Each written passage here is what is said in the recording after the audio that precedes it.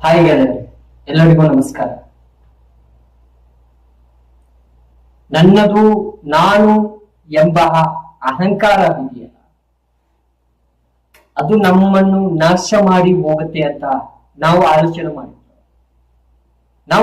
ಮಾಡಿದ್ರ ನಮ್ಮದು ನಾನು ನನ್ನದು ನನ್ನ ಅಹಂಕಾರದಿಂದ ನಾನು ಮೆರೆಯುತ್ತಿರುವಂತಹ ಸಂದರ್ಭದಲ್ಲಿ ನೀವು ಆಲೋಚನೆ ಮಾಡಿದ್ರ ಅದು ಮಾತು ತಪ್ಪು ಅಂತ. ನೀನು ಯಾರು, ಎಲ್ಲಿಂದ ಬಂದೆ, ಹೇಗಿದ್ದೆ, ಏನಾದೆ ಅಂತ ಯೋಚನೆ ಮಾಡುವಂತಹ ಸಮಯ ನಿನಗಿದೆಯಾ?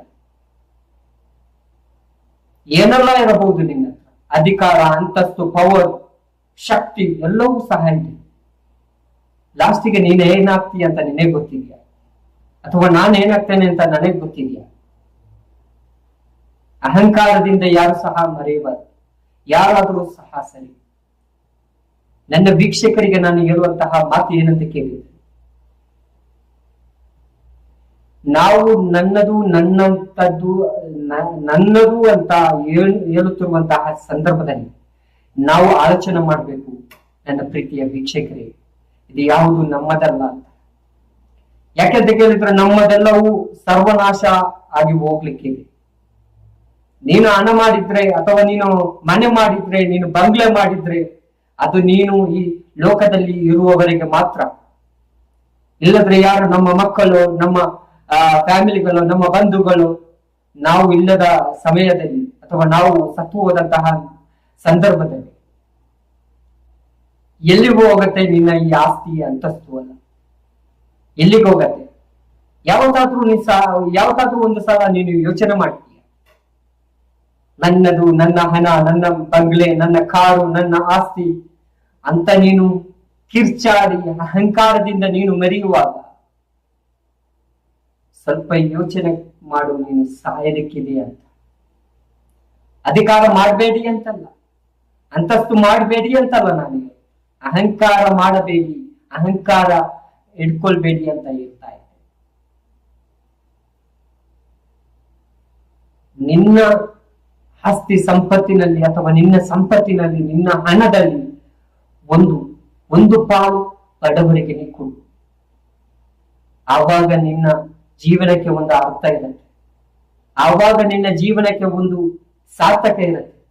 ನಿನ್ನ ಹೆಸರಿನಲ್ಲಿ ಅವರು, ನೀನು ತೀರ್ಕೊಂಡ್ರು ಸಹ ಅವರು ನಿನ್ನನ್ನು ಚಿಂತನೆ ಮಾಡುತ್ತಾರೆ ಅಂತ ಸಮಯದಲ್ಲಿ ನೀನು ಯೋಚನೆ ಮಾಡುತ್ತಿರುವಂತಹ ಸಂದರ್ಭ ಬರುತ್ತೆ. ಅವ್ರು ನನ್ನನ್ನು ಯೋಚನೆ ಮಾಡುತ್ತಾರೆ, ಎಲ್ಲ ಮಾಡಿ ಇಟ್ಕೊಳ್ತಿ, ಯಾರೋ ತಗೊಂಡು ಹೋಗ್ತಾರೆ, ಅವರಿಗೆ ಮತ್ತೆ ನಾನು ಅಂತ ಅವರಿಗೆ ಒಂದು ಭಾವನೆ. ನಿನ್ನದು ಅಂತ ಅವರಿಗೆ ಹೇಳಲ್ಲ, ನನ್ನದು ಅಂತ ಹೇಳ್ತಾರೆ. ಅದೇ ನೀನು ಬಡ ಜನರಿಗೆ ನೀನು ಸಹಾಯ ಮಾಡಿದ್ರೆ ಅವ್ರು ಹೇಳ್ತಾರೆ, ಇದು ನನ್ನದಲ್ಲ, ನನಗೆ ಒಬ್ಬ ಪುಣ್ಯಾತ್ಮ ಕೊಟ್ಟದು ಅಂತ ಹೇಳ್ತಾರೆ. ಅಲ್ವಾ? ಸತ್ಯ ಅಲ್ವಾ?